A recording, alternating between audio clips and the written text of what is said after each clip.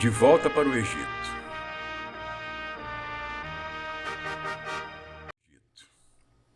Há um tempo, compartilhei no Facebook um tweet do jornalista André Scutieri, em que ele fazia uma consideração bastante realista sobre a internet.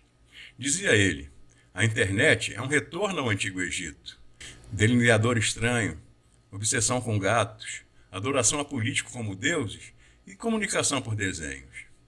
Não sei onde esse jornalista foi buscar fundamento para argumento tão controverso. Mas uma coisa eu sei: existem na Bíblia outras pessoas que há mais de 2.600 anos já pensavam exatamente como ele. Um deles era o profeta Isaías. Rebuscando versículos igualmente controversos do seu livro, vamos tentar estabelecer esta improvável associação. Você está confiando na ajuda do Egito. Mas isso é o mesmo que usar um caniço como bengala. Isto é, ele vai quebrar e furar a sua mão. Assim é Faraó, rei do Egito, para aqueles que confiam nele. Como podemos ver logo de imediato, Isaías, em uma denúncia em forma de notícia, relata as consequências danosas que recairiam sobre seu povo caso assumissem o modo de vida egípcio. E o fez pelo menos 50 vezes em sua profecia. Um prenúncio mais do que evidente do que nos faz hoje André Scutieri ao nos alertar sobre os perigos que a igreja está se expondo, ao atentar para o que dizem as mídias sociais e a internet e no que elas estão tentando nos fazer crer. O Egito é um homem e não um Deus. Seu contemporâneo, o também profeta Jeremias, já dizia: maldito é o homem que confia no homem.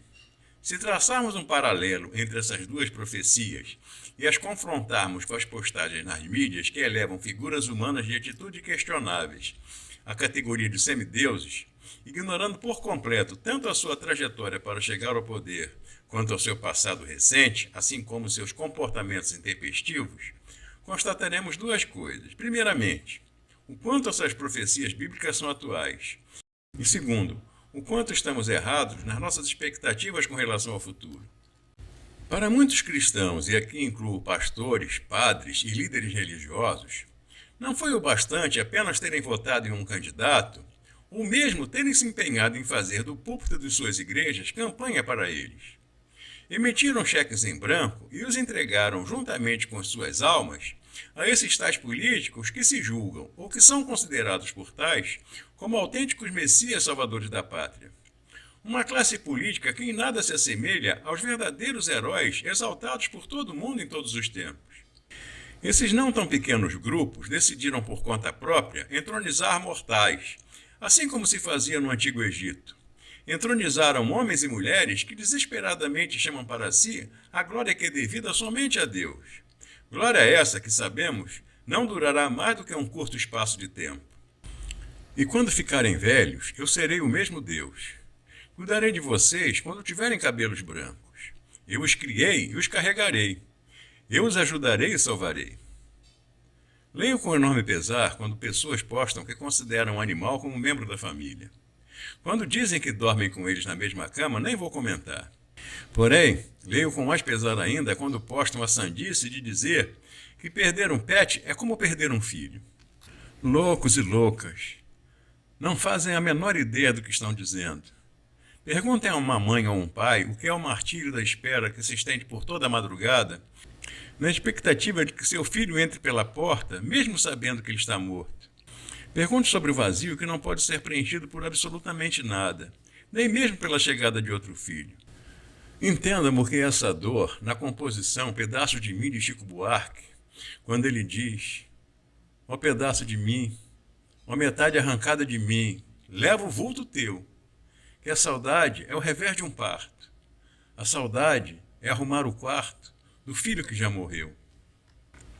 O mais grave é quando sabemos que muitas dessas pessoas que declaram seu amor pelos animais se omitem ou já se omitiram na assistência que era devida aos seus pais e avós idosos, mas que agora estão se empenhando firmemente em catar gatos e cachorros abandonados pelas ruas. Não é de agora que tamanha distorção de valores teve seu início. Tanto é assim que os profetas de Deus se anteciparam a André Scutieri e disseram: onde quer que haja adoração a animais, ali haverá sacrifício humano. Ai dos que descem ao Egito em busca de socorro e se estribam em cavalos, que confiam em carros porque são muitos, e em cavaleiros porque são muito fortes, mas não atentam para o Santo de Israel, nem buscam o Senhor. Tornamo-nos também a geração dos adoradores, uma casta privilegiada que detém a autoridade de determinar quais são os símbolos de poder da nossa fé. Existe, na maioria das igrejas de hoje, um símbolo a que se deve honrar. Seja este símbolo um simples músico, um pastor, um bispo ou um apóstolo, e por aí vai.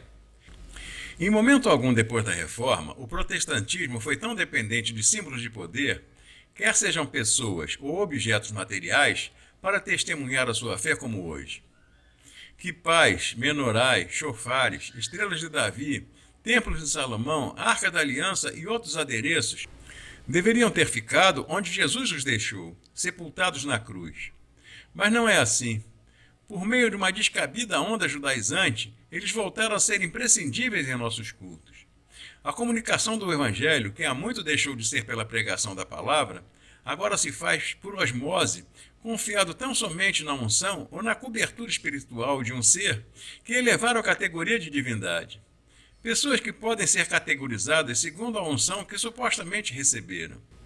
Definem quem é ungido, quem é muito ungido e quem é ungidaço, para classificar o segundo grau de espiritualidade, quem pode ou quem tem mais poder na igreja de hoje. Espiritualidade medida em graus é um dado esclarecedor, porque determina a medida do poder que está oculto nos símbolos.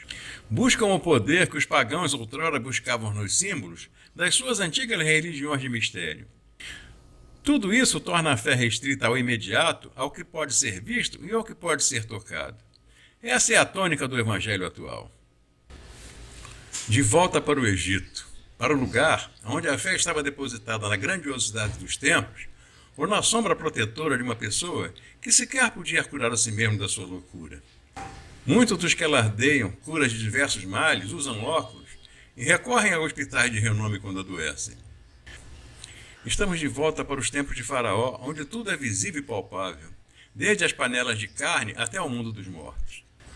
Não é sem razão que um dos símbolos mais grandiosos da idolatria no Egito Antigo são as múmias. Elas são a prova definitiva da infalibilidade da profecia bíblica. Diz um dos seus profetas no Salmo 115, que fiquem iguais aos ídolos aqueles que o fazem e os que neles confiam. Autênticas múmias do Evangelho. Isso é no que nos tornamos.